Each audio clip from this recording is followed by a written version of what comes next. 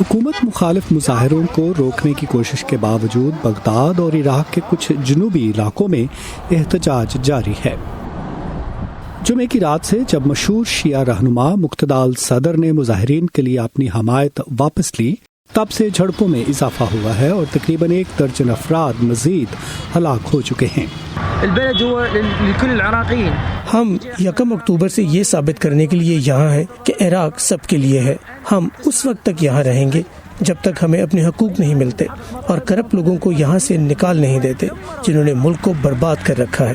مظاہرین کو عوام کی پذیرائی حاصل ہے، مگر اکثر اوقات جوان مرد اور نوجوان لڑکے ہی سیکیورٹی فورسز اور سرکاری ملیشیاز کے ساتھ لڑ رہے ہیں۔ کچھ کے پاس کھونے کو کچھ نہیں۔ الذين خرجوا في البدء للتظاهرات نوجوان زیادہ متاثر ہیں، جو آنکھ کھلتے ہی دیکھتے ہیں کہ ان کا اس ملک میں کوئی مستقبل نہیں، حکومت، روزگار، تعلیم اور ہیلتھ کیئر نہ ہونے کے برابر ہے۔ ہماری تاریخ میں ہم نے ایسی ظالم اور احمق حکومت کبھی نہیں دیکھی جو اب ہے۔ 16 ممالک کے سفارتکاروں نے پیر کے روز ایک بیان میں مظاہرین کے خلاف تشدد کی مذمت کرتے ہوئے کہا ہے کہ احتجاج کرنے والوں کو دھمکیوں اور اغوا کے خطرات کا سامنا بھی ہے۔ ہیدر مرڈوک کے ساتھ ندیم یعقوب، وائس آف امریکہ۔